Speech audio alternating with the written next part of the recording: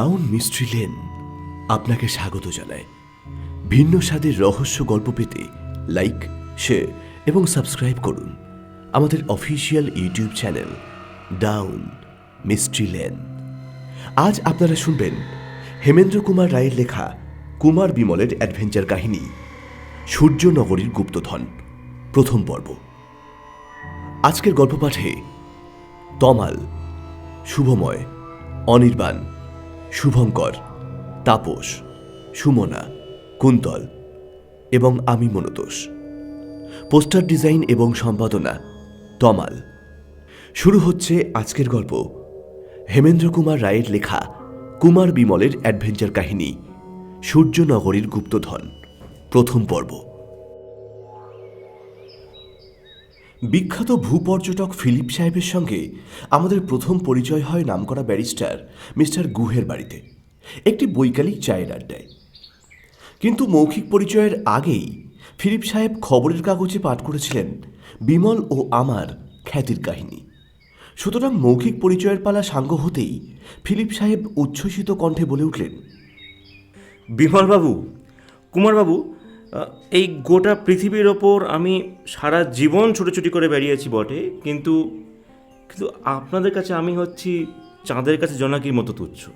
বিমল লজ্জিত স্বরে বলল, হে না না মিস্টার ফিলিপ, নিজেকে আপনি এত ছোট মনে করছেন কেন? করবো না বলেন কি? আমার দৌড়দৌড়ি তো কেবল মানুষের চেনাশোনা পৃথিবীর মধ্যেই সীমাবদ্ধ, কিন্তু আপনারা বারে বারে দেখেছেন অজানা পৃথিবীর গুপ্ত রহস্য। এমনকি পৃথিবীর বাইরে মঙ্গল গ্রহে গিয়েও আপনারা হানা দিতে ছাড়েন। আপনাদের অগম্য স্থান বোধ হয় ত্রিভুবনে কোথাও নেই। আমি বললুম, না মিস্টার ফিলিপ, এখনো পাতাল রাজ্যটা দেখার সৌভাগ্য আমাদের হয়নি। বিমল বলল, কিন্তু দেখবার ইচ্ছে আমাদের 16 আনাই আছে। সেখানে বিনয়বাবুও হাজির ছিলেন।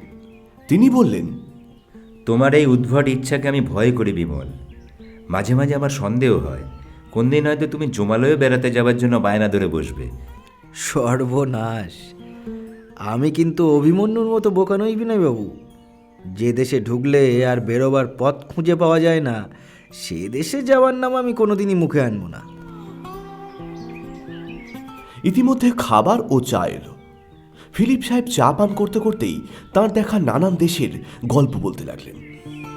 কখনো হিমালয়ের তুষারঝড়ের কথা, কখনো অনন্ত তুষারের দেশ সুমেরু ও কুমেরুর কথা, কখনো গোবি সাহারার অগ্নিময় বালুকা সাগরের কথা, আবার কখনো বা আফ্রিকার অজ্ঞাত সূর্যকরহারা নিবিড় অরণ্যের কথা। নানা দেশের নানা জাতের অদ্ভুত মানুষ ও তাদের রীতিনীতি এবং বন্ধুত্ব ও শত্রুতার কথা, অদেখা ও না শোনা সব জীবজন্তুর রোমাঞ্চকর কথা। তার মুখে সমস্ত শুনতে শুনতে আমাদের চির উৎসাহী মন আবার যেন ঘর ছেড়ে পথে বেরিয়ে পড়বার জন্য ছটফট করতে লাগলো। ফিলিপ সাহেব সর্বশেষে বললেন, যখনই যে দেশ দেখবার স্বাদ হয়েছে তখনই সেই দেশেই আমি ছুটে গিয়েছি, কিন্তু ইচ্ছে থাকা সত্ত্বেও একটি মাত্র দেশ আজও আমার দেখা হয়নি। আমি জিজ্ঞেস করলুম, কেন? ভয়ে। কিসের ভয়? তা ঠিক জানি না, তবে সে দেশ দেখতে গিয়েও ভয়ে পালিয়ে এসেছি বটে। বিমলের কৌতূহল অত্যন্ত জাগরিত হয়ে উঠল। সে বিস্মিত স্বরে বলল, কিসের ভয় তা জানেন না, তবু পালিয়ে এসেছেন? হ্যাঁ, আচ্ছা, আপনারা এলডোরাডোর নাম কখনো শুনেছেন? বিনয়বাবু বললেন, এলডোরাডো বলতে বোঝায় সোনার দেশ। ওই 16 শতাব্দীতে স্পেনের সেনাপতি পিজারো দক্ষিণ আমেরিকা থেকে ফিরে এসে সর্বপ্রথমে এই এলডোরাডোর সন্ধান দেন। তারপরেও শত শত মানুষ ওই সোনার দেশের খোঁজে অগ্নিদগ্ধ পতঙ্গের মতো ছুটে গেছে বটে, কিন্তু তাদের সার হয়েছে কেবল কাদামাখাই। আজ পৃথিবীর সকলেই জানে এলডোরাডো হচ্ছে কল্পিত এক স্বপ্ন মাত্র, তার অস্তিত্ব কোথাও নেই। ফিলিপ সাহেব হাসতে হাসতে মাথা নেড়ে বললেন, এলডোরাডোর কথা স্বপ্ন কাহিনী নয়। অবশ্য সে দেশটা যে সোনা দিয়ে তৈরি এমন অসম্ভব কথা আমি বলতে চাই না, কিন্তু দক্ষিণ আমেরিকার ইকুয়েডর রাজ্যে এমন এক গুপ্ত দেশের অস্তিত্ব আছে যার বিপুল ভাণ্ডারে মিলবে অফুরন্ত সোনাদানা আর অমূল্য ধনরত্ন। পিজারো হয়তো এল ডোরাডো বলতে সেই দেশকেই বুঝিয়েছেন। বিমল বলল, মিস্টার ফিলিপ, এলডোরাডো নিয়ে আমি কোনো তর্কই করব না, নামে কি আসে যায়। কিন্তু কোন দেশ থেকে আপনি ভয় পেয়ে পালিয়ে এসেছিলেন আমাকে সেই কথাই বলুন। তাহলে আমাকে ইতিহাসের দু এক পাতা উল্টাতে হয়। গল্পের আসরে কি ইতিহাস আপনাদের পছন্দ হবে?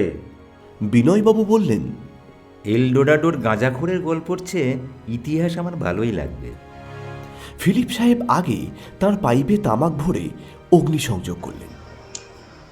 তারপর দুপা ছড়িয়ে চেয়ারে আরাম করে বসে বললেন, আজ যারা সারা আমেরিকার কর্তা হয়ে বসেছে, আসলে তারা আমেরিকার আধুনিক পোষ্যপুত্র ছাড়া আর কেউ নয়। পণ্ডিতেরা প্রমাণ করেছেন আমেরিকার প্রাচীন ও প্রথম সন্তানরা এসেছিল এশিয়া থেকে। কোন পথ দিয়ে তারা এসেছিল তারও সন্ধান পাওয়া গিয়েছে। উত্তর পশ্চিম আমেরিকা এবং উত্তর পূর্ব এশিয়ার মধ্যে রয়েছে বেরিং প্রণালী। এখানে আমেরিকা ও এশিয়ার ব্যবধান ওই মাত্র 40 মাইল। প্রচণ্ড শীতের সময় প্রণালীর জল যখন জমে বরফ হয়ে যায়, তখন এশিয়ার মানুষ অনায়াসেই পদব্রজে আমেরিকায় গিয়ে হাজির হতে পারে। এশিয়ার সঙ্গে আমেরিকার এই যোগসাধন হয় হাজার হাজার বছর আগে। আমরা আমেরিকার আদিম বাসিন্দা রেড ইন্ডিয়ান বা লাল মানুষদের সাধারণত অসভ্য বলে মনে করে থাকি। এই বিশ্বাস ভুল। লাল মানুষরা এক সময় সভ্যতার উচ্চ শিখরে আরোহণ করেছিল এবং এখানেও এক এক যুগে হয়েছিল এক এক জাতীয় সভ্যতার উত্থান ও পতন। যেমন প্রাচীন মায়া যুগ, পরবর্তী মায়া যুগ, অথবা টলটেক যুগ, অ্যাজটেক যুগ এবং ইনকা যুগ। এইসব বিভিন্ন যুগে লাল মানুষরা আমেরিকার দিকে দিকে সভ্যতার এবং স্থাপত্যের ও ভাস্কর্যের যে সকল বিরাট নিদর্শন রেখে গিয়েছে, প্রাচীন মিশর ছাড়া অন্য কোনো দেশের কোনো কীর্তির সঙ্গে তা তুলনীয় নয়। 16 শতাব্দীতেও স্পেনীয় দস্যুরা যখন আমেরিকা আক্রমণ করেছিল, তখন তারা অ্যাজটেক ও ইনকা সাম্রাজ্যের সভ্যতা ও ঐশ্বর্য দেখে বিস্ময়ে হতভম্ব হয়ে গিয়েছিল। 1519 খ্রিস্টাব্দে হার্নান্ডো কর্টেজ দস্তুর মতো বিশ্বাসঘাতকতা ও ছলনার দ্বারা অ্যাজটেক সম্রাট মন্টেকুজোমাকে পরাজিত করে গোটা মেক্সিকো কেড়ে নেয়। তারপর 1530 খ্রিস্টাব্দে আসে এক নিষ্ঠুর ও বিশ্বাসঘাতক দস্যু। তার নাম ফ্রান্সিসকো পিজারো। বর্তমান কলম্বিয়া, ইকুয়েডর ও পেরু প্রভৃতি দেশ কিন্তু তখন এই ইনকা সাম্রাজ্যেরই অন্তর্ভুক্ত ছিল। এই বিরাট সাম্রাজ্যের বিস্তার ছিল চওড়ায় প্রায় 500 মাইল এবং লম্বায় প্রায় 2700 মাইল। পিজারো মাত্র 168 জন সৈনিক নিয়ে পেরু আক্রমণ করতে এসে দেখে ইনকা সম্রাট আটাহুয়াপ্পা প্রায় 40,000 সৈন্য নিয়ে তার জন্য অপেক্ষা করছে। পিজারো বুঝলে তার অকিঞ্চিতকর ফৌজ তুচ্ছ নদীর মতো ইনকাদের সৈন্যসাগরে হয়তো তলিয়ে যাবে।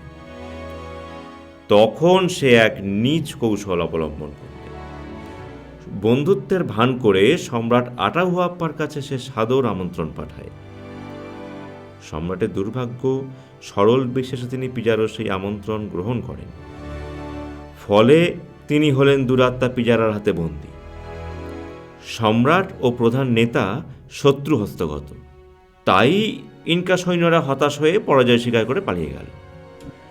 এইবারে আমাদের আসল কাহিনীর আরম্ভ। ইনকাদের রাজধানীর নাম কুচকো, অর্থাৎ সূর্যনগরী। পিজারো যখন বন্দী সম্রাটকে নিয়ে সূর্যনগরী দখল করে বসল, তখন সারা দেশ জুড়ে উঠল হাহাকার। সাম্রাজ্যের নানা দিক থেকে দলে দলে লাল মানুষ তাল তাল সোনার বস্তা নিয়ে ছুটে আসতে লাগল। ইনকাদের দেশ ছিল সোনার খনির জন্য বিখ্যাত। লাল মানুষেরা বুঝেছিল সেই সোনার লোভেই স্পেনীয় দস্যুরা এসেছে। তাই তারা চেয়েছিল রাশি রাশি স্বর্ণের বিনিময়ে ইনকা সম্রাটকে উদ্ধার করতে। সোনার স্তূপ নিয়ে লাল মানুষরা শত্রু শিবিরে আস্তে আস্তে হঠাৎ একদিন খবর পেলে পাপিষ্ঠ পিজারও তাদের সম্রাটকে নাকি হত্যা করেছে। যারা সোনার তাল নিয়ে আসছিল তারা তৎক্ষণাৎ কোথায় অদৃশ্য হয়ে গেল, স্পেনীয়রা তার আর কোনো সন্ধান পেল না। কিন্তু স্থানীয় লাল মানুষরা আজও আসল খবর জানে। অ্যান্ডেস পর্বতমালা হচ্ছে দক্ষিণ আমেরিকার হিমালয়। উত্তর দক্ষিণে তার বিস্তার হচ্ছে ৪,৫০০ মাইল। তার উচ্চতম শিখরের উচ্চতা ২২,৯০০ ফুট। ইকুয়েডরে এই পর্বতমালার অন্তর্গত একটা পাহাড় আছে, তার নাম হচ্ছে লাঙ্গান্টি। তারই মধ্যে কোনো স্থানে রয়েছে ইনকাদের বিপুল গুপ্তধনের ভাণ্ডার। শোনা যায় পৃথিবীর আর কোথাও এক জায়গায় অত সোনার তাল নেই, কিন্তু সেখানে যাবার গুপ্তপথ জানে কেবল এক জাতের লাল মানুষেরা। আজ পর্যন্ত তারা শ্বেতাঙ্গদের বশ মানেনি বা পাশ্চাত্য সভ্যতার সংস্পর্শে আসেনি। বাইরের জগৎ থেকে বিচ্ছিন্ন হয়ে তারা যেন নিজেদের পর্বত রাজ্যের মধ্যেই বসবাস করে। তারা কিছুতেই শ্বেতাঙ্গদের সঙ্গে বন্ধুত্ব করতে রাজি নয়। কোনো শ্বেতাঙ্গ তাদের পর্বত রাজ্যের মধ্যে যদি ঢুকেও পড়ে, আর প্রাণ নিয়ে ফিরে আসতে পারে না। এই পর্বত রাজ্যকে ইনকা সাম্রাজ্যের পূর্ব রাজধানীর নাম অনুসারে সূর্যনগরী বলে রাখা হয়। গত ৪০০ বছরের ভেতরে বহু স্বর্ণলোভী শ্বেতাঙ্গ সূর্যনগরীর সন্ধানে যাত্রা করেছে, কিন্তু তাদের আর কোনো খোঁজই পাওয়া যায়নি। অ্যান্ডেস পর্বতমালার এক স্থানে আরুয়াকো ইন্ডিয়ান নামে এক জাতের লাল মানুষের বসবাস। বছরের অন্যান্য সময় তারা আধুনিক সভ্য জগতের চোখের সামনেই থাকে বটে, কিন্তু একটা নির্দিষ্ট তারিখে কিছুকালের জন্য দল বেঁধে অরণ্য ও পর্বতের মধ্যে কোথায় যে তারা নিরুদ্দেশ হয়ে যায় কেউ তা জানে না, তারাও কাউকে বলে না। অনেক খোঁজখবর নিয়ে আমি শেষে ২-৪টে তথ্য সংগ্রহ করতে পেরেছি। আরুয়াকো লাল মানুষরা নাকি প্রতি বৎসরই নির্দিষ্ট সময় ওই গুপ্ত সূর্যনগরীতে গমন করে। তারা সেখানকার দেবালয়ে ইনকা সাম্রাজ্যের পূর্ব গৌরব ফিরিয়ে আনার জন্য প্রার্থনা করতে যায়। আমি একদিন স্থির করলুম গোপনে আরুয়াকোদের অনুসরণ করে সূর্যনগরীর রহস্য ভেদ করব। পাছে তাদের সন্দেহ হয় সেই ভয়ে আমি আগে আমার অনুগত ৪ জন লাল মানুষকে গুপ্তচর রূপে আরুয়াকোদের পথে পাঠিয়ে দিলুম। কিন্তু সেই যে তারা গেল, আর তাদের দেখা পেলুম না। তারপর যথাসময় আরুয়াকোরা আবার তাদের স্বস্থানে ফিরে আসলেও আমার সেই গুপ্তচররা কিন্তু আর এলো না। আমার বিশ্বাস তাদের কেউ বোধহয় আর বেঁচে নেই। এই ঘটনার পর আমি সূর্যনগরীর রহস্য নিয়ে আর কোনো দিনই মাথা ঘামাইনি। এবার আপনারাই বলুন, আমি কি অকারণেই ভয় পেয়েছি? বিনয়বাবু বললেন, নিশ্চয়ই নয় মিস্টার ফিলিপ, আপনার অবস্থায় পড়লে আমিও সেখান থেকে পালিয়ে আসতুম বটে। বিমল বলল, আমি কিন্তু পালিয়ে আসতুম না। বিনয়বাবু ভুরু কুঁচকে বললেন, তার মানে? আমি হলে সূর্যনগরী না দেখে ফিরে আসতুম না। ফিলিপ মুক্ত কণ্ঠে হেসে উঠে বললেন, তাহলে একটা নতুনত্ব হতো বটে। দক্ষিণ আমেরিকায় বাঙালির অ্যাডভেঞ্চার, এ একটা কল্পনাতীত ব্যাপার। না মিস্টার ফিলিপ, মোটেই কল্পনাতীত নয়। ইকুয়েডরের পাশেই হচ্ছে ব্রাজিল রাজ্য। গেল শতাব্দীতেই একটি অসহায় গরিব বাঙালি ছেলে অ্যাডভেঞ্চারের লোভে ওই ব্রাজিলে গিয়েই কর্নেল সুরেশ বিশ্বাস নামে রীতিমতো অমর হয়ে আছে। ঠিক ঠিক, আমারই ভুল হয়েছে। কিন্তু বিমলবাবু, আপনি যা বললেন সেটা কি আপনার মনের কথা? আমি যদি সূর্যনগরীর সন্ধানে যাত্রা করি, তাহলে আপনি কি আমার সঙ্গী হতে রাজি আছেন? টেবিলের উপর সশব্দে চাপড় মেরে বিমল বলল, নিশ্চয়ই নিশ্চয়ই রাজি। বিমল সূর্যনগরে যেতে রাজি আছে শুনে ফিলিপ সাহেব বিস্ফারিত চোখে খানিকক্ষণ তার দিকে তাকিয়ে রইলেন। আমি বললাম, মিস্টার ফিলিপ, আপনাদের দল থেকে আমি বাদ পড়ে যাব না তো? বিলক্ষণ, আপনাদের খবর যে রাখে সেই তো জানে আপনারা দুজন হচ্ছেন অভেদাত্মা। মিস্টার গুহ বললেন, হ্যাঁ, আপনারা হচ্ছেন ছায়া আর কায়া। বিনয়বাবু উত্তেজিত স্বরে বললেন, কি সর্বনাশ বিমল, তুমি কি বলছো? আবার গুপ্তধন, আবার নিরুদ্দেশ যাত্রা? বিমল হেসে বলল, বিনয়বাবু, চুম্বক যেমন লোহাকে টানে, আমাদের সঙ্গে গুপ্তধনেরও বোধ হয় তেমনই কোনো যোগ আছে। বিনয়বাবু ক্ষুব্ধ স্বরে বললেন, ছি ছি, এত লোভ ভালো নয়। কেবল টাকার স্বপ্ন দেখার জন্য পৃথিবীতে মানুষের সৃষ্টি নয়। আপনার মুখে এ কথা শুনে দুঃখিত হলুম বিনয়বাবু। এতদিনেও আপনি আমাদের চিনতে পারলেন না। গুপ্তধনের দোহাই দিয়ে আমরা ঘর ছেড়ে বেরিয়ে পড়তে চাইছি বটে, কিন্তু টাকার দুঃস্বপ্ন একবারও দেখিনি। আপনি কি জানেন না, আমাদের রক্তে মেশানো আছে দুর্গম পথের নেশা, অজানা বিপদের টান আর অদেখা নতুনের আনন্দ। নরম ফুল বিছানায় শুয়ে তন্দ্রায় এলিয়ে আমরা দুর্লভ মানব জীবনের মূল্যবান দিনগুলিকে ব্যর্থ করে দিতে চাই না।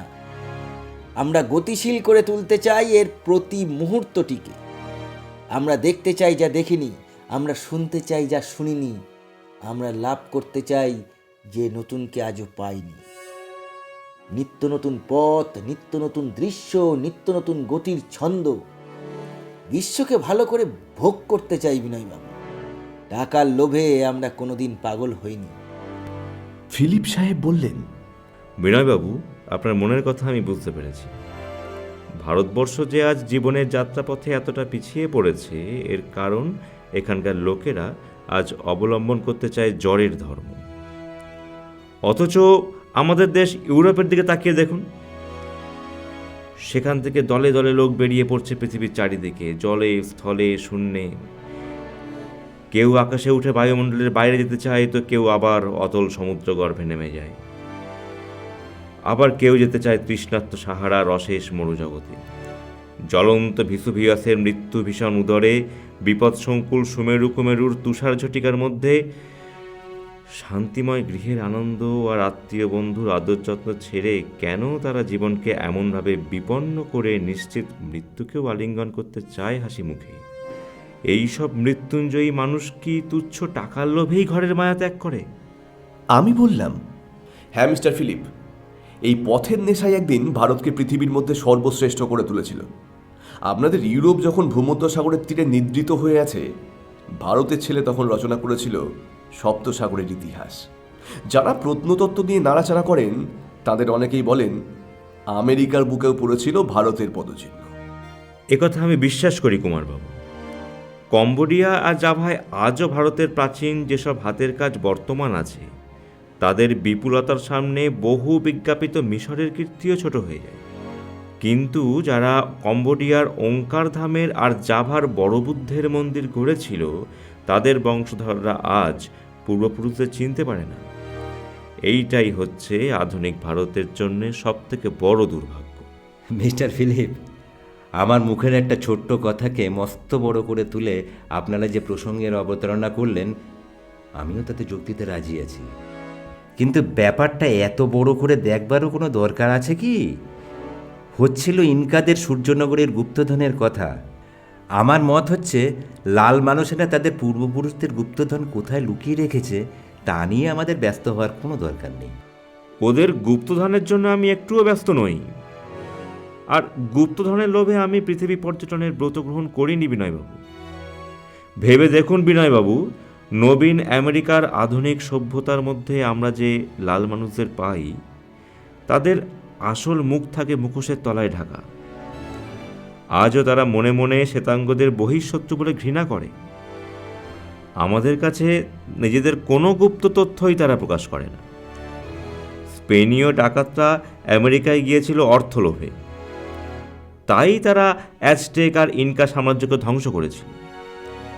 এমনকি পরম ধর্মবিদ্বেষী স্পেনীয় পুরোহিতরা লাল মানুষদের পুরাতন পুঁথিগুলো পর্যন্ত পুড়িয়ে ফেলতে ছাড়েনি। নিদারুণ হিংসা আর মূর্খতার ফলে একটা প্রাচীন সভ্য জাতির অধিকাংশ ইতিহাস আজ লুপ্ত। হ্যাঁ, লুপ্ত হয়েছে বটে, কিন্তু তা কেবল শ্বেতাঙ্গদের কাছ থেকেই। তাদের নিজেদের কাছে প্রাচীন ইনকা সভ্যতা এখনও অবিকৃত রূপেই বিরাজ করছে। আন্ডেস পর্বতমালার কোন অজানা অন্তরালে যে এই অদ্ভুত সূর্যনগরী আছে, এখানে কেবল ইনকাদের গুপ্তধনই পুঞ্জীভূত করা নেই, তাদের প্রাচীন সভ্যতার প্রাচীন রীতি নীতি, তাদের বিচিত্র আদর্শ নিশ্চয়ই আগেকার মতোই এখানে জাগিয়ে রাখা আছে। আমরা যাব সেই সব তথ্যই পুনরুদ্ধার করতে।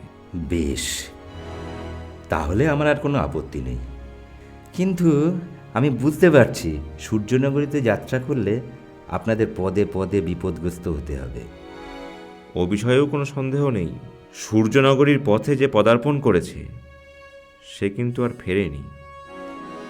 ভাগ্য যে আমাদের প্রতি বেশি প্রসন্ন হবে এমন ভরসাও দিতে পারি না। খুব সম্ভব আমরাও ফিরব না। বিনয়বাবু হতাশভাবে বললেন, তাহলে সূর্যনগরের গুপ্ত কথা জেনে আমাদের কি লাভ? লাভ? লাভ আবার কি? ক্যাপ্টেন স্কট প্রাণ দিয়েছিলেন মেরু প্রান্তের তুষার স্তূপের মধ্যে, তাতে তার কোনো লাভই হয়নি।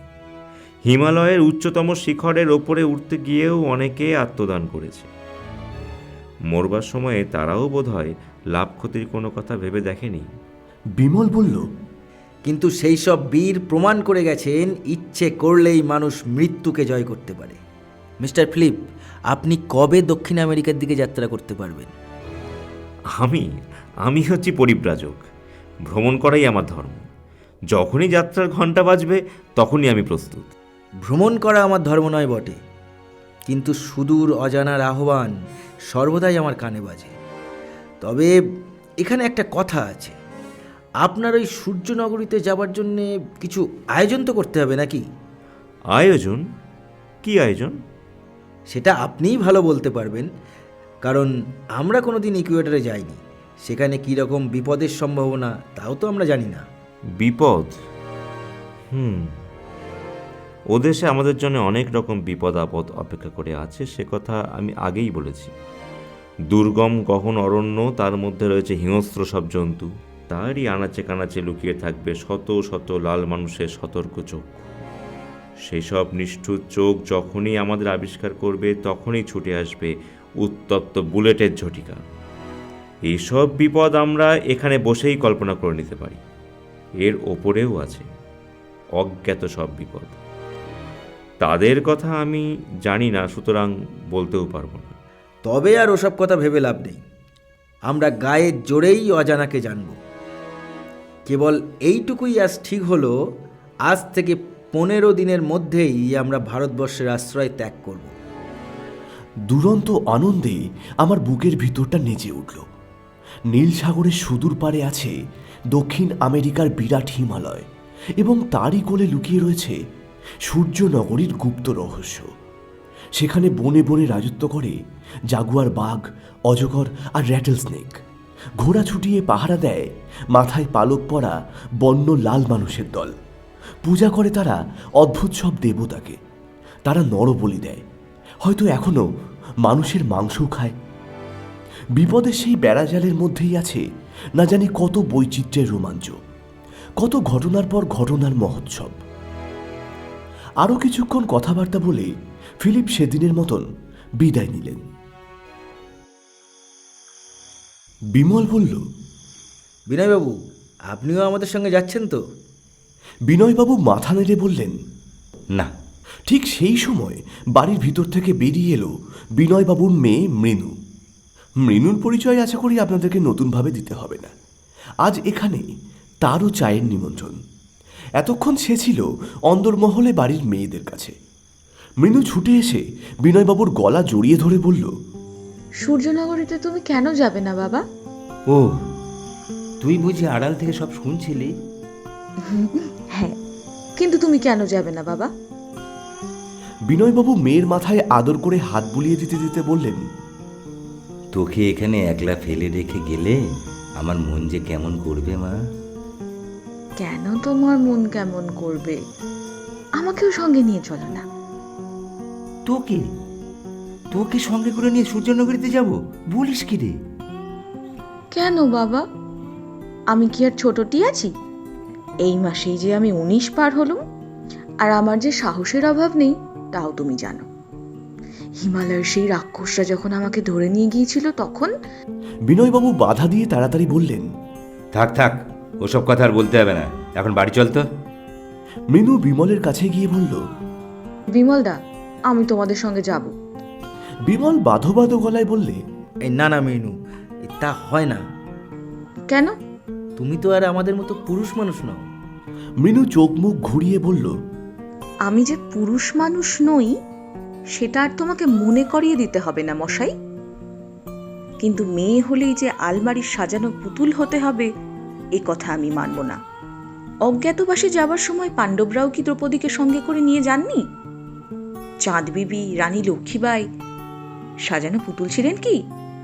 আজও কি রুশিয়ায় আর চীন দেশে পুরুষদের পাশে দাঁড়িয়ে মেয়েরাও যুদ্ধ করছে না? মেয়ে হলে ভীরু হতে হবে?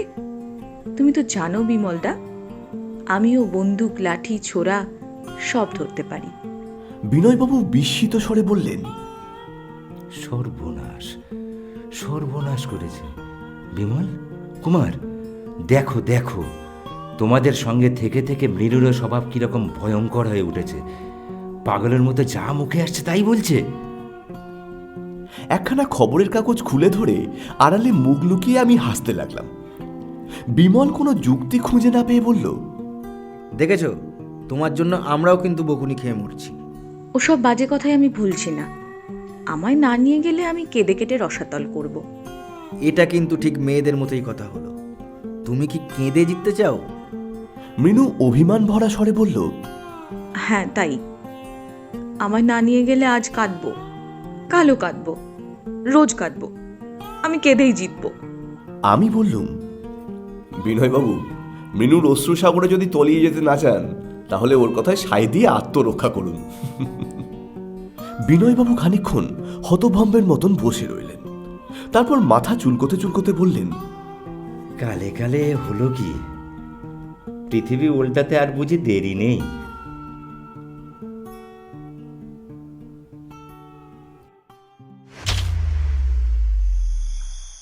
বাঘার ভীষণ রাগ হয়েছে।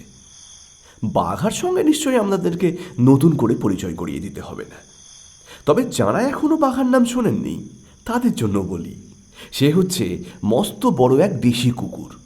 দেশি হলেও বুদ্ধি, শক্তি, সাহস আর বিক্রমে বাঘা হচ্ছে অসাধারণ। তার গুণে আমি আর বিমল কতবার কত বিপদ থেকে যে রক্ষা লাভ করেছি তার ইয়ত্তা নেই। বিমলের সঙ্গে বৈঠকখানায় ঢুকে দেখি রামহরি গেলাস তুলে জলপান করছে, আর বাঘা তার মুখের দিকে চেয়ে ধমক দিচ্ছে ঘেউ ঘেউ করে। আশা করি রামহরিকেও আপনাদের সঙ্গে নতুন করে পরিচয় করিয়ে দিতে হবে না। বিমল প্রশ্ন করল, কি গো রামহরি, বাঘা এত চটেছে কেন? ওকে আমার রসগোল্লার ভাগ দিতে ভুলে গেছি। এই রাগ করিস নে রে বাঘা, আয় তোকে দুখানা বিস্কুট দিচ্ছি। তাকে দুখানা বিস্কুট বার করে দিলুম। বাঘা ঘন ঘন ল্যাজ নেড়ে তার কৃতজ্ঞতা জানালে। বিমল বলল, হ্যাঁ রামহরি, আরও 2-4 দিন ভালো করে রসগোল্লা খেয়ে নাও, কারণ খুব তাড়াতাড়ি আমরা যে দেশে যাচ্ছি সেখানে ময়রারা রসগোল্লা বানায় না। রামহরি চমকে উঠে বলল, তার মানে তোমরা আবার কোথাও যাচ্ছ নাকি? হ্যাঁ, ওই লাল মানুষদের মুল্লুকে। ও বাবা, সে আবার কোথায়? আমেরিকার নাম শুনেছ তো, সেইখানে। মাফ করো কোকা বাবু, ওই গঙ্গা তীরে ম্লেচ্ছ মুল্লুকে আমি যাব না। তোমাকে তো যেতে হবেই। কখনো না, কখনো না। আমায় কি তোমরা কলুর বলদ পেয়েছো? নাকে দড়ি দিয়ে যেখানে খুশি টেনে নিয়ে যাবে। আচ্ছা, মাথা পাগলাদের পাল্লায় পড়েছি, যা হোক, হাড় জ্বালিয়ে মারলে। আমি বললুম, আহা বিমল, এই যাত্রায় রামহরিকে রেহাই দাও।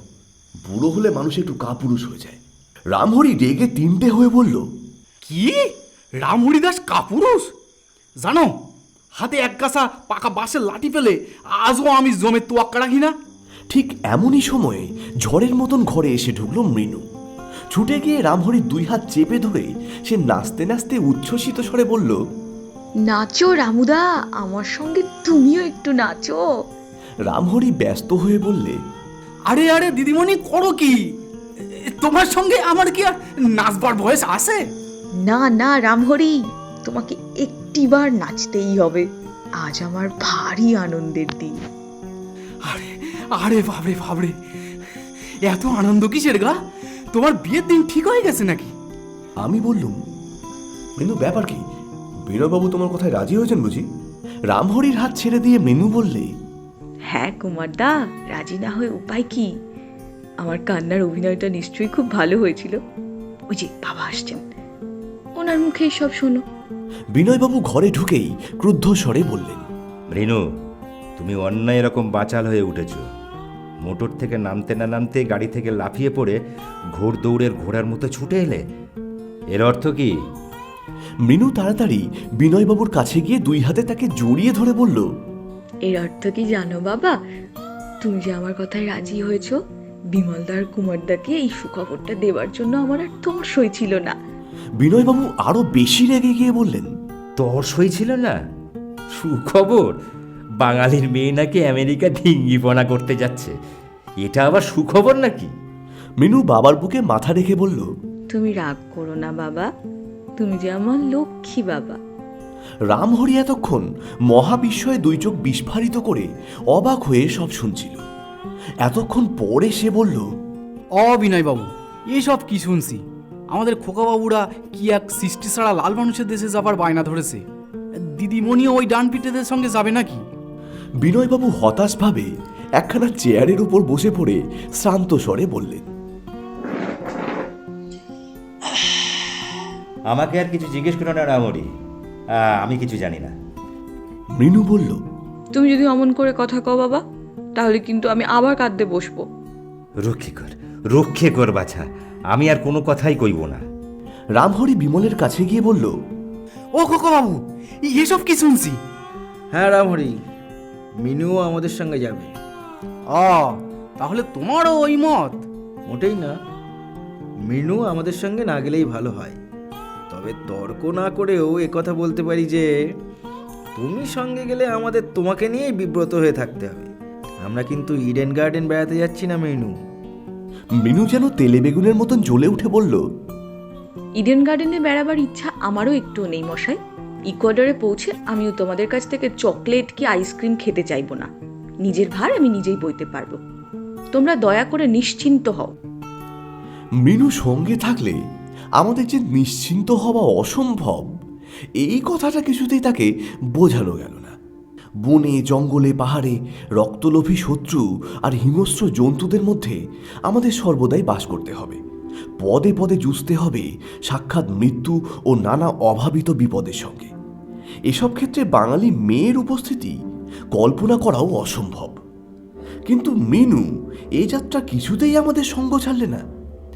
মৃণু যাচ্ছে বলে বিনয়বাবুকেও যেতে হলো। তিনি বলে কয়ে নারাজ রামহরিকেও রাজি করালেন। আমি বললুম, কিন্তু মৃণু ঠাকুরন, তুমি কি এই শাড়ি পরেই লাল মানুষদের সঙ্গে হাতাহাতি করবে নাকি? মৃণু ঘাড় নেড়ে বললে, নিশ্চয় নয়। যতদিন ইকুয়াডরে থাকবো শাড়ির নামও আমি মুখে আনবো না। আজকেই দর্জির বাড়িতে খাকি কোট প্যান্টের অর্ডার দেব। কি বলো বাবা? বিনয়বাবু গম্ভীর স্বরে বললেন, আমি হচ্ছে ওল্ড ফুল, আমার মতামতের কোনো মূল্য নেই, তুমি যা খুশি করতে পারো। রামহরি বললে, ঘোর কলি, এইবার থেকে দেখছি ওই পুরুষদেরই ঘোমটা দিতে হবে। মৃণু বললে, সে কথা মন্দ নয়। ঘোমটার ভেতরে পুরুষদের দাড়ি গোঁফ কেমন মানায় সেটা দেখবার জন্য আমার লোভ হচ্ছে। দিদিমণি, তুমি খালি দুষ্টুদ্ধারই নও, তোমার বাকি বানগুলিও বিষ মাখানো। শালুক চিনেছেন গোপাল ঠাকুর। বলেই রামহরির গোঁপ ধরে মৃণু আচ্ছা এক টান মারলে। রামহরি আর্তনাদ করে বলে উঠল, ওরে বাবা রে, আমি তো লাল মানুষ নই দিদিমণি, আমার গোপ নিয়ে আর টানাটানি করা কেন? গোঁফ আর টিকি দেখলেই আমার টান মারবার ইচ্ছে হয়। রামহরি সাধ্য কি যে কথায় মৃণুকে এঁটে ওঠে। আর কেবল রামহরি কেন, মৃণুর সঙ্গে কথা কাটাকাটি করতে গেলে আমাদের কারোর অবস্থায় বিশেষ আরামদায়ক হতো না। এক সন্তান বলে বিনয়বাবুও তার মেয়েটিকে সব দিক থেকেই যেমন শিক্ষিত করে তুলেছিলেন, তেমনি তাকে যথেষ্ট স্বাধীনতাও দিয়েছিলেন। কলেজে পড়া বাঙালির মেয়ে বললে মনের মধ্যে যে দুর্বলতার প্রতিমূর্তি ভেসে ওঠে, মৃণু তেমন মেয়ে নয়। তার দীর্ঘ ঋজু দেহখানি শক্তি ও স্বাস্থ্যে সুন্দর।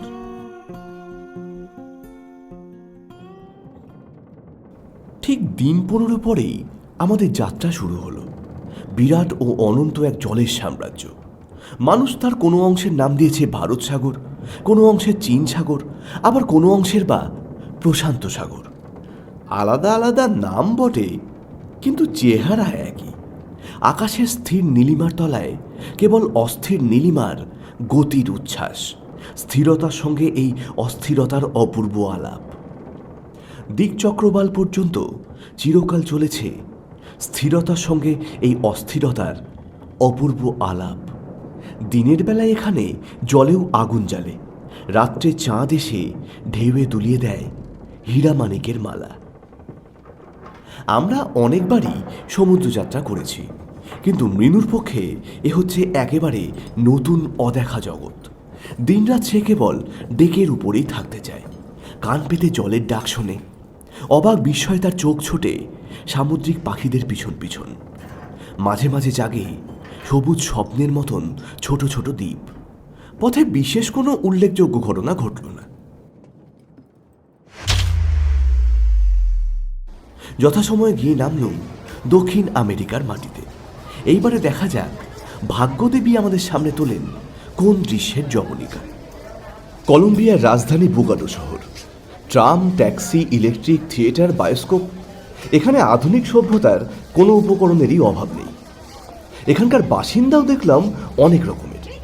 খাঁটি লাল মানুষই বেশি, সেই সঙ্গে আছে নিগ্রো ও অন্যান্য মিশ্র জাতি। শেষোক্তদের মধ্যে এক জাতের নাম মেস্টিজো। তাদের দেহে আছে স্প্যানিয়ার্ড ও লাল মানুষদের রক্ত। আরেক জাতের নাম চোলস, তারা মেস্টিজো ও লাল মানুষদের বংশধর। বোগাটো থেকে আমরা চললুম ইকুয়েডরের রাজধানী কুইটো শহরে।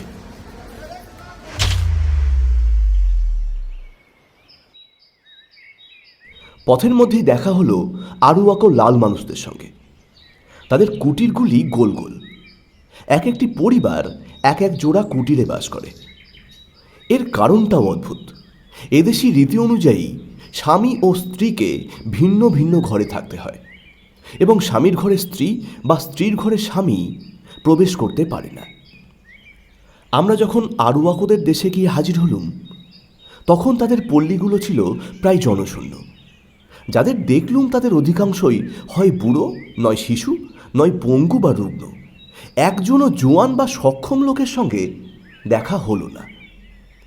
ফিলিপ বললেন, বছরের এই সময়টাতেই আরুয়াকোরা উপাসনা করতে যায় সূর্যনগরীতে। দেশে পড়ে থাকে কেবল অক্ষমরাই।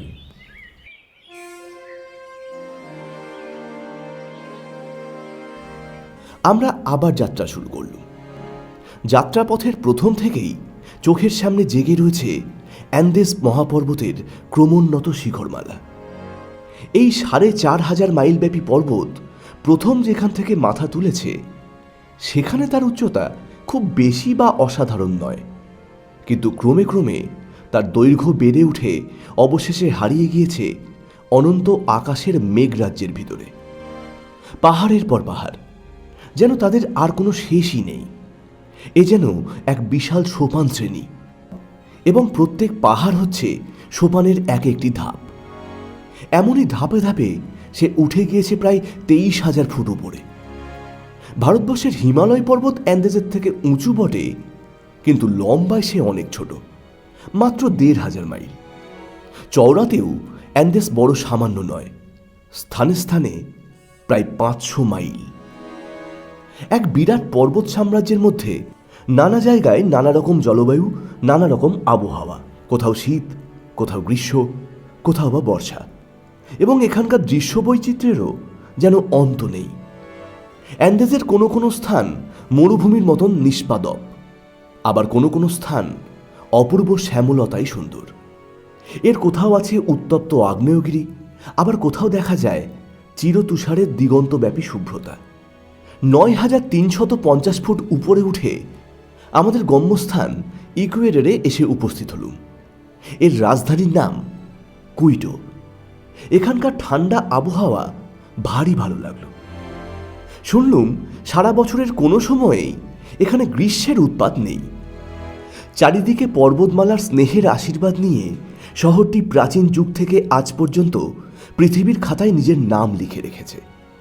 স্প্যানিয়ার্ডরা যখন প্রথম লাল মানুষদের কাছ থেকে এই শহরটি কেড়ে নেয়, তখনও কুইটো প্রাচীন বলেই গণ্য ছিল। কুইটোর মাথার উপর দাঁড়িয়ে রয়েছে একটি 15,910 ফুট উঁচু আগ্নেয় পর্বত। স্থানীয় লোকেরা তাকে পিচিঞ্চা বা ফুটন্ত গিরি বলে ডাকে। 1575 খ্রিস্টাব্দে সে হঠাৎই অগ্নি উদ্গার করে গরম নুড়ি ও ছাই ঢেলে গোটা কুইটো শহরকেই কবর দেওয়ার চেষ্টা করেছিল। কিন্তু সেদিন থেকে আজ পর্যন্ত সে আর আগুন নিয়ে এমন সাংঘাতিক খেলা করেনি। ইকুয়েডর শাসিত হয় প্রজাতন্ত্রের দ্বারা। এখানকার পাহাড়ের উপর যারা বাস করে তাদের অধিকাংশই হচ্ছে খাঁটি বা ঈষৎ মিশ্রিত জাতের লাল মানুষ। এখানকার পুরুষরা পঞ্চস বা উজ্জ্বল রঙের র্যাপার এবং স্ত্রীলোকেরা পুরো শাল গায়ে দিয়ে বেড়ায়। তারা যেমন ভদ্র তেমনই শান্ত। তাদের পেশা হচ্ছে চাষবাস বা দড়ি তৈরি করা বা পশমি কাপড় বোনা। পৃথিবীর সব দেশেই যে পানামা টুপি বিখ্যাত তা ইকুয়েডরেই প্রস্তুত হয়। পাহাড়ের উপর থেকে কুইটো শহরকে দেখায় ঠিক ছবির মতো। উজ্জ্বল সূর্যের স্বর্ণকিরণে শহরের লাল ছাদওয়ালা সাদা রঙের বাড়িগুলো ঝকঝক করতে লাগে। শহরের রাজপথ থেকেই চারধারে 20টি ছোট বড় আগ্নেয় পাহাড়কে দেখা যায়।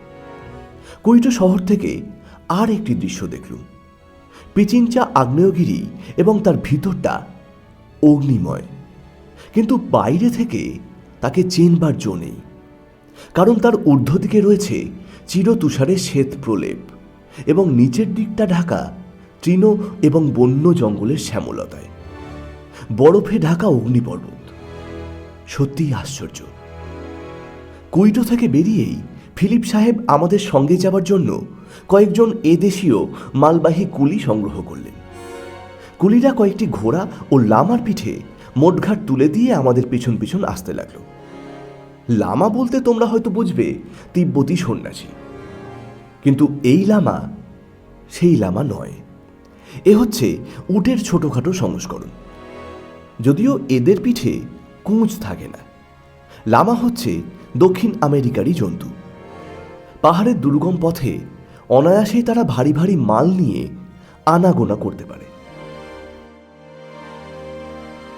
তারপর আমরা অগ্রসর হলুম লাঙ্গানাটি পাহাড়ের দিকে, যার গর্ভে লুকোনো রয়েছে সূর্যনগরী ও তার গুপ্তধনের রহস্য। জানি না আমরা তাকে আবিষ্কার করতে পারবো কিনা এবং প্রাণ নিয়ে এই পথ দিয়ে আবার ফিরতে পারবো কিনা, কিন্তু চিরদিনই আমরা নিরুদ্দেশের যাত্রী। রহস্য সাগরে সাঁতার কাটায় আমাদের জীবনের সবচেয়ে বড় আনন্দ। তাই আগ্রহ ব্যাকুল হৃদয়ে আমরা পদে পদে উঠতে লাগলুম ওপরে এবং আরও ওপরে। আমরা এখন লাঙ্গানাটি পাহাড়ের সম্মুখে। এতটা পথ এগিয়ে এসেও আমরা বিপদের ইঙ্গিত এখনো পর্যন্ত পাইনি। পথের মধ্যেই বহু লাল মানুষের সঙ্গেই আমাদের সাক্ষাৎ হয়েছে এবং আমাদের আর বিশেষ করে মৃণুকে দেখে তাদের চোখগুলো রীতিমতো বিস্ময়চকিত হয়ে উঠেছে বটে, কিন্তু বিস্ময়ের চমক ছাড়া সেই সব দৃষ্টিতে আর কোনো ভীতিকর ভাব আমরা লক্ষ্য করিনি। তারা তো বিস্মিত হবেই। বাঙালি স্ত্রী পুরুষ তাদের চোখে পড়ল বোধহয় এই প্রথমবার। কিন্তু আজ একটি গ্রামের ভিতর দিয়ে আস্তে আস্তে একটা ঘটনা ঘটেছে। ঘটনাটি যদিও চমকপ্রদ নয়, তবু ফিলিপ সাহেব যেন কিছু ব্যস্ত হয়ে উঠেছেন। গাঁয়ের পথে গাছের ছায়ায় বসে কয়েকজন লাল মানুষ জটলা করছিলেন। আমরা তাদের কাছ দিয়ে কথা বলতে বলতে অগ্রসর হচ্ছি। হঠাৎ লাল মানুষদের একজন লাফ মেরে দাঁড়িয়ে উঠল। সে দাঁড়িয়ে উঠতেই কবির ভাষা মনে পড়ল। পর্বতের চূড়া যেন সহসা প্রকাশ। সত্যি কি বিশাল মূর্তি তার। লম্বায় সে অন্তত 7 ফুটের কম নয়, কিন্তু তবু তাকে বিশেষ ঢ্যাঙা বলে মনে হচ্ছিল না, কারণ চওড়ায় তার দেহ এমন আশ্চর্য রকমের বড় যে তুলনায় লোকটার অস্বাভাবিক দীর্ঘতাও সহজে দৃষ্টি আকর্ষণ করে না। আবার সেই অসাধারণ লম্বা ও চওড়া দেহের অনুপাতে তার মুখখানা হচ্ছে অসম্ভব রকমের বড়। তার চোখ দুটো কুতকুতে হলেও অত্যন্ত তীক্ষ্ণ তাদের দৃষ্টি, যেন বিষধর সাপের মতন। মস্ত নাকটা শিকারী পাখির মতন বাঁকানো। উপরের ঠোঁটের মাঝখানটা কাটা, ফাঁক দিয়ে বেরিয়ে আছে বড় বড় দুটো হিংস্র ও হলদে দাঁত। মাথায় পালকের টুপি, দেহে রঙিন ঝলমলে পোশাক, পেশি স্ফীত বলিষ্ঠ। দীর্ঘ ডান হাতে একটা বর্ষা।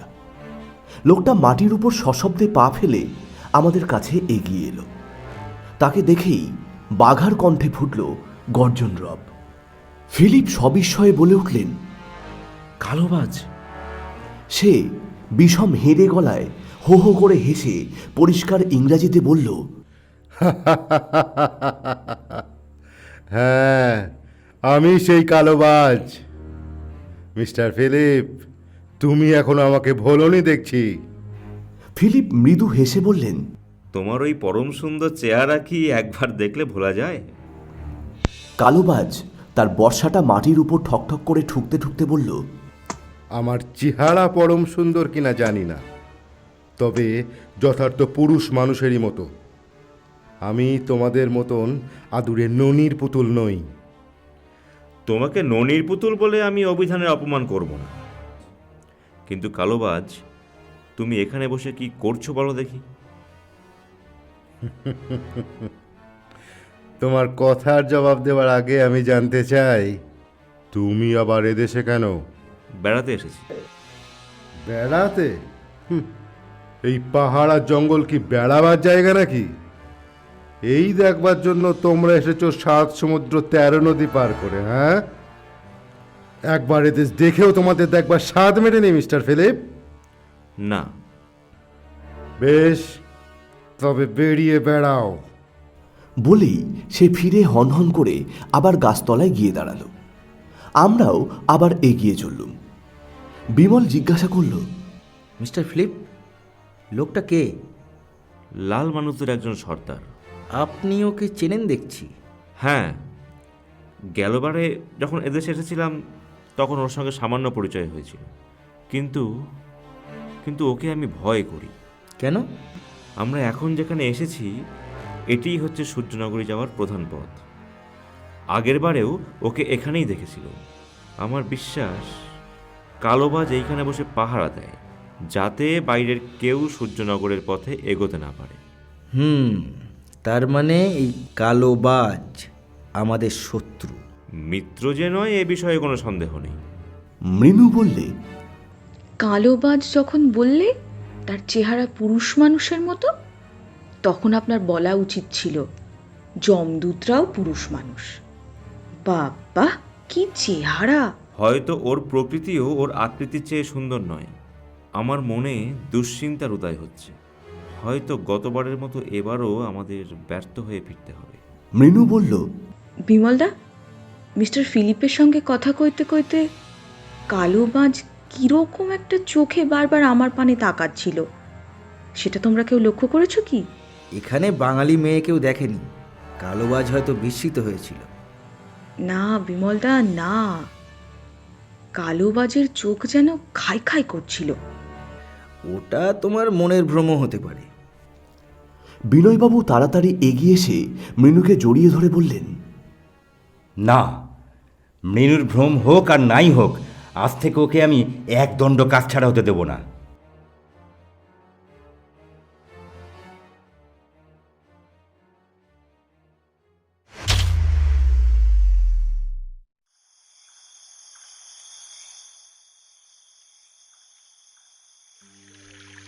সেদিন সন্ধ্যার কিছু আগে আমরা যেখানে গিয়ে তাঁবু ফেললুম সেই জায়গাটি বড় মনোরম।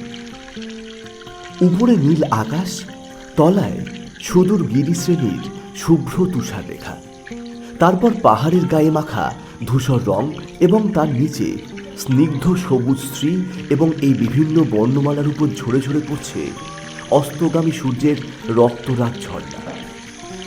মৃণু উচ্ছ্বসিত কণ্ঠে বলল, ও বিমলদা, ও কুমারদা, খালি ছবি নয়, এখানে গানও আছে। তোমরা ঝর্ণার কুলুকুলুতান শুনতে পাচ্ছ? আমি বললুম, শুধু ঝর্ণার তান নয় মৃণু, তাকে দেখতেও পাচ্ছি। কই কই, কোথায়? বনের ফাঁকে, ওই যে ওইখানে। বাহ বাহ, কি চমৎকার! ও যেন সোনালি জল নর্তকী, নাচতে নাচতে নিচে নামছে পৃথিবীর নাট্যশালায়। স্বাদ হচ্ছে এইখানেই ঘর বেঁধে দিনের পর দিন কাটিয়ে দিই।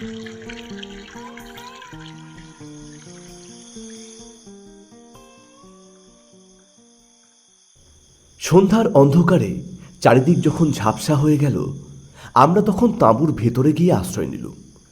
এখানে তাঁবু খাটানো হয়েছে 3টে। প্রথম তাঁবুতে থাকবো আমি, বিমল, রামহরি আর বাঘা। তার পরের তাঁবুতে বিনয়বাবু আর মৃণু। তার পরের তাঁবুতে মিস্টার ফিলিপ। কুলিরা গেল কাছাকাছি কোন গ্রামে রাত কাটাতে। রাত 10টার ভিতরেই খাওয়া দাওয়া সেরে সকলে শুয়ে পড়ল।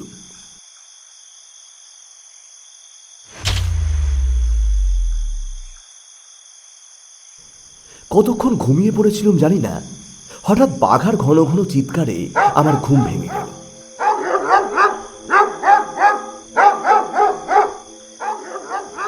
ধর্মর করে উঠে বসে দেখি বিমল তাঁবুর মাঝখানে দাঁড়িয়ে তার বন্দুকটা পরীক্ষা করছে। আমি জেগেছি দেখে সে বলল, কুমার, বাঘা তো অকারণে চেঁচায় না, শিগগির বন্দুক নাও। এমন সময় বাইরে থেকে মৃণুর গলা পাওয়া গেল। বিমলদা, কুমারদা, বাঘা চেঁচিয়ে পাড়ামাত করে কেন? কি সর্বনাশ! মৃণু তাঁবুর বাইরে? কুমার, এসো এসো, তাড়াতাড়ি বেরিয়ে এসো। বলেই বিমল তাঁবুর ভেতর থেকে অদৃশ্য হলো। আমিও অবিলম্বে বন্দুক নিয়ে তার পিছন পিছন ছুটলুম। বেরিয়ে গিয়ে দেখি ইতিমধ্যে কখন বাইরে এসে রামহরি মৃণুকে ধরে টানাটানি আরম্ভ করেছে। বিমল কঠিন স্বরে বলল, মৃণু, এখনই তাঁবুর ভেতরে যাও। তাঁবুর ভিতর থেকে বিনয়বাবুর ডাক শোনা গেল। মৃণু, মৃণু, তুমি শিগগিরই তাঁবুর ভেতরে চলে এসো। মৃণু অত্যন্ত অনিচ্ছার সঙ্গেই সেখান থেকে চলে গেল। এমন সময় কোটের বোতাম আঁটতে আঁটতে ফিলিপ সাহেব আসলেন। বললেন, ব্যাপার কি মশাই, এত গোলমাল কিসের? বলতে বলতেই হঠাৎ আর্তনাদ করে তিনি এক লাফে পিছিয়ে গেলেন। আমি বললুম, মিস্টার ফিলিপ, কি হলো? আমার বুকের ওপর কি একটা এসে লেগেছে। পর মুহূর্তেই বিমলের টর্চের আলো গিয়ে পড়ল ফিলিপ সাহেবের বুকের উপরে। তার জামার বুক পকেটে সংলগ্ন হয়ে আছে একটা উজ্জ্বল ইস্পাতের শলাকা। শলাকাটা জামা থেকে বিচ্ছিন্ন করে দেখতে দেখতেই ফিলিপ সাহেব বললেন, এই যে দেখছি ব্লো পাইপের তীর। ভাগ্যে আমার বুক পকেটে একটা গান মেটালের সিগারেট কেস ছিল, তাই এ যাত্রা বেঁচে গেল। সিগারেট কেসটা আমার বড় মেয়ের কাজ করেছে। ওহ গড! বিমল বিস্মিত স্বরে বলল, ব্লো পাইপ? আমি তো জানতাম ওই অস্ত্র ব্যবহার করে বর্ণীয়র লোকেরা। না, দক্ষিণ আমেরিকাতেও ব্লো পাইপের ব্যবহার আছে। এই শলাকা বিষাক্ত, আহত হলে আর রক্ষা নেই। নিশ্চয়ই এখানে শত্রুর আবির্ভাব হয়েছে। সে আবার অস্ত্র দিতে পারে। আসুন, ওই বড় পাথরটার আড়ালে গিয়ে আমরা লুকিয়ে পড়ি।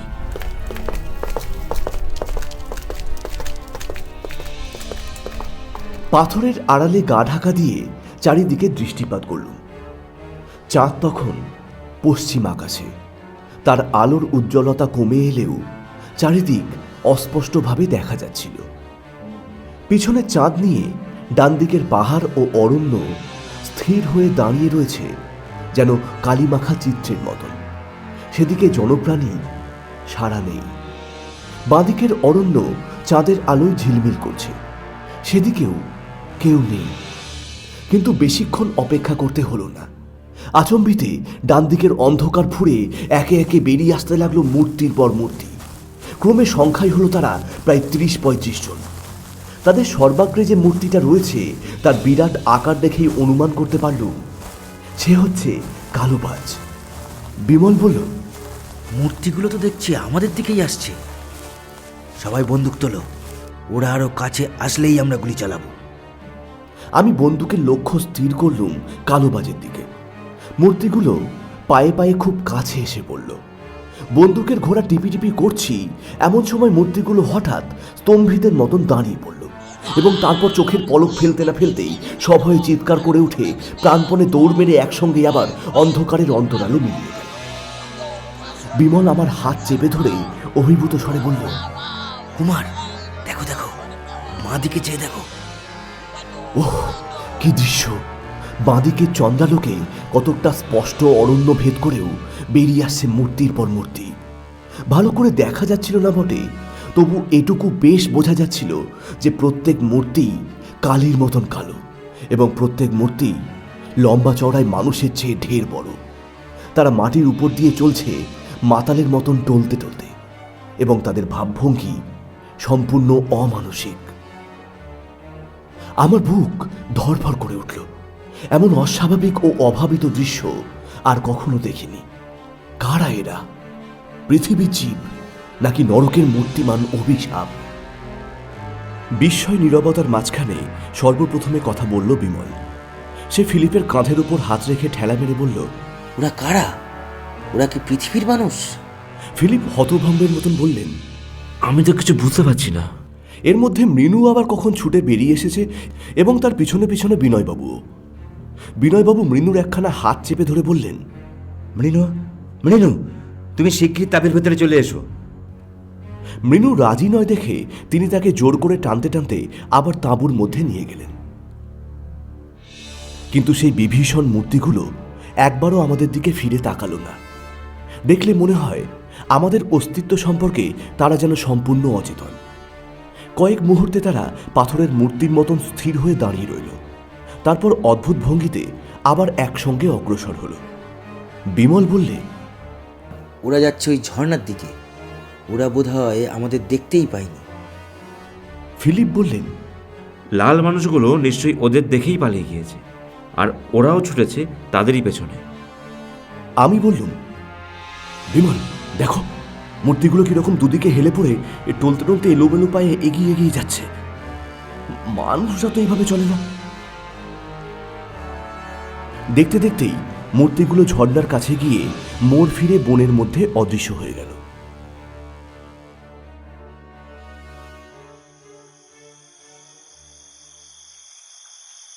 খানিকক্ষণ আবার সব চুপচাপ। বাতাস নিঃসার, অরণ্য নীরব। শোনা যায় খালি নির্ঝরের গুঞ্জন গান। দেখা যায় তার জলের ধারায় চাঁদের আলোর ফুলঝুরি। তারপরেই আচম্বিতে ভয়াবহ প্রাণ কাঁপানো আর্তনাদের ঐক্যতান জেগে উঠে সেই স্তব্ধ নিশীথের দিকে দিকে ছড়িয়ে পড়ল। ভাষায় তার বর্ণনা দেওয়া অসম্ভব। একজন নয়, দুজন নয়, যেন অনেক লোক একসঙ্গে সভয়ে বা মৃত্যু যন্ত্রণায় চিৎকার করে কেঁদে উঠল। বনের ভিতরে বিষম এক হুটোপুটির শব্দও শোনা যেতে লাগলো এবং এটাও লক্ষ্য করলুম যে 3-4টে বড় বড় গাছ সশব্দে দুলে দুলে উঠছে। রামহরি মাটির উপর উবু হয়ে বসে পড়ল। ফিলিপ আড়ষ্ট হয়ে দাঁড়িয়ে রইলেন। বিনয়বাবু তাঁবুর ভিতর থেকে ব্যস্ত স্বরে চিৎকার করে বারবার আমাদের ডাকতে লাগলেন। বিমল বলল, রামহরি, তুমি তাঁবুর ভিতরে যাও। বিনয়বাবুকে গোলমাল করতে বারণ করো। আমাদের এখন এইখানেই দাঁড়িয়ে পাহারা দিতে হবে।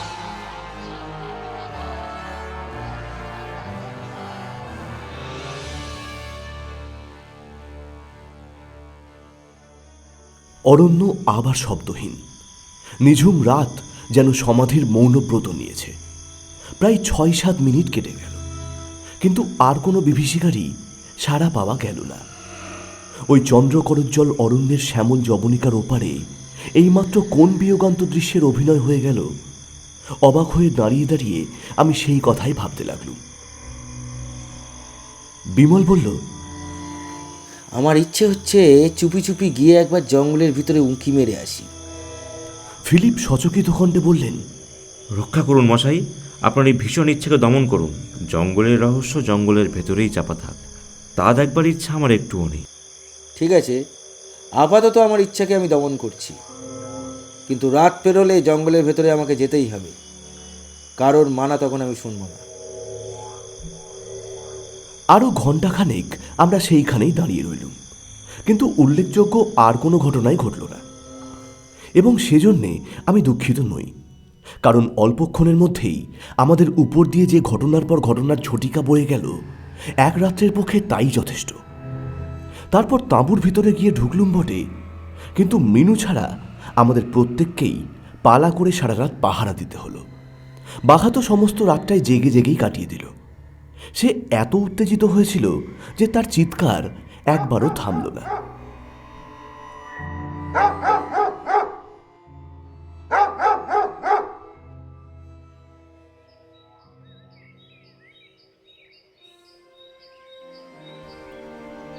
পূর্ব আকাশে উষার প্রথম দীপ্তি ভালো করে ফুটে উঠতে না উঠতেই বিমল আমাকে ধাক্কা মেরে জাগিয়ে দিল। উঠে বসে দেখি বিমল ও ফিলিপ ধরাচুরো পড়ে প্রস্তুত। বিমল চুপি চুপি বললে, বনের ভেতরে যেতে চাও তো চটপট তৈরি হয়ে নাও। মিনু বোধহয় এখনো ঘুমিয়ে ঘুমিয়ে অ্যাডভেঞ্চারের স্বপ্ন দেখছে। সে জাগলে এক্ষুনি সঙ্গে যাওয়ার বায়না ধরবে। আমার তৈরি হতে 5 মিনিটের বেশি লাগলো না। তারপর পা টিপে টিপে তাঁবুর ভেতর থেকে 3 জনে বেরিয়ে পড়ল।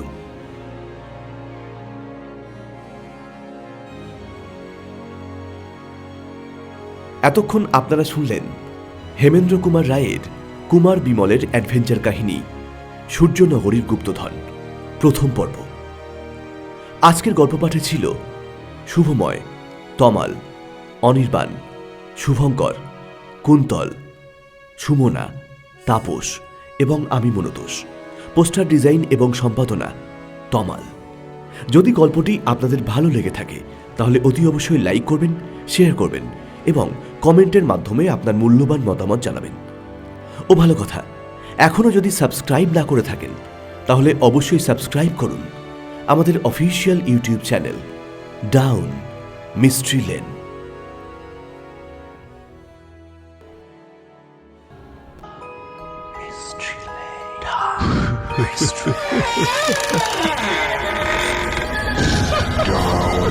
Mystery Lane.